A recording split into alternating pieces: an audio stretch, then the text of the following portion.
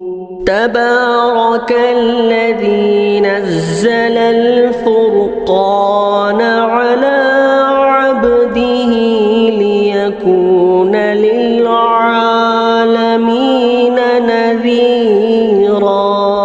کسی بھائی نے سوال کیا، مفتی صاحب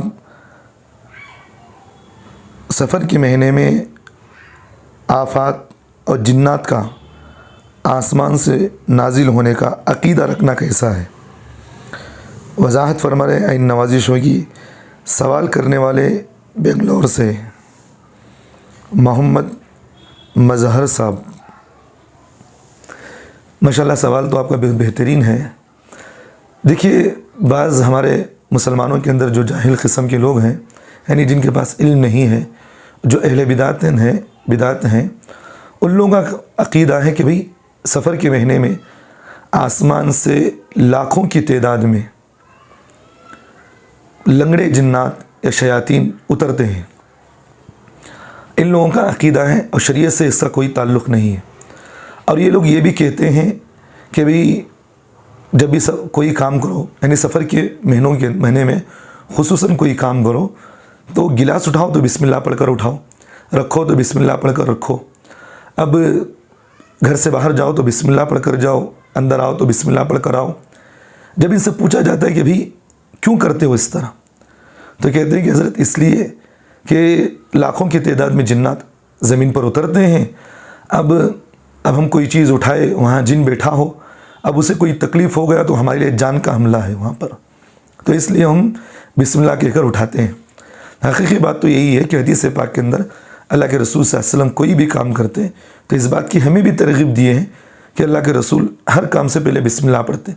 یہ تو حدیث کے اندر ہمیں ترغیب دی گئی، لیکن اس کا پس منظر یہ نہیں بتایا گیا کہ بھئی وہاں جنات ہوتے ہیں، یہ ہوتے ہیں، یہ سب ہماری من دھڑک باتیں ہیں۔ اور اسی طرح لوگ سفر کے ابتدائی مہینے کے اندر خصوصاً جھاڑو کا کٹا، ہمارے بنگلور زبان کے اندر کہتے ہیں جھاڑو کا کٹا، یا نہیں تو ڈنڈا جسے لکڑی بھی کہتے ہیں، لیتے ہیں، وہ دروازوں پر مارتے ہیں یا دیواروں پر مارتے ہیں، اور ان ڈنڈوں سے مار کر یہ کہتے ہیں کہ بھئی ہم اس لیے مارتے ہیں کہ تاکہ جنات یہاں سے غلیظ جنات بھاگ جائیں اور لنگڑے جنات یہاں سے بھاگ جائیں اور ان کی منحوسیت یہاں سے ختم ہو جائے۔ دیکھیے، اس طرح کا عقیدہ کوئی شریعت مطہرہ کے اندر نہیں ہے، کوئی جنات اس طرح آسمان سے نازل نہیں ہوتے۔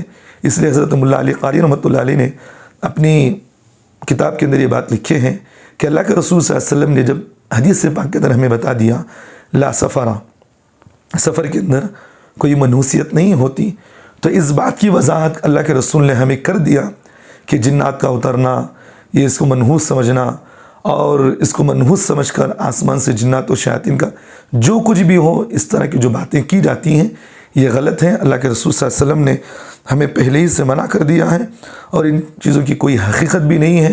ہمارے مسلمانوں کے لیے ضروری ہے اعمال پر ہم توجہ دیں۔ اس طرح کی غلط باتوں میں لگ کر اپنی دنیا آخرت کو برباد کر دینا، اس سے بڑی بے وقوفیت، اس سے بڑی نادانی کیا ہو سکتی ہے بتاؤ؟ تو اس لیے میرے بھائیوں، ہم اعمال میں لگیں۔ اس طرح کی باتیں سفر کے بارے میں جو ایشو کی جاتی ہے وہ بتائی جاتی ہے، اس کی کوئی حقیقت نہیں ہے۔ زمانے اللہ کے ہیں، دن اللہ کے ہیں، اور ان دنوں کو اور زبانوں کو برا بلا کہنا گویا کہ اللہ کے بنائی ہوئی چیزوں پر انگلیاں اٹھانے کے مترادف ہے۔ تو اس لیے ان سب چیزوں کا کوئی حقیقت نہیں۔ اللہ سے توبہ استغفار کریں، اور جو لوگ یہ اس طرح کا عقیدہ رکھتے ہیں ان کو اپنی عقیدہ کو درست کرنا ضروری ہے۔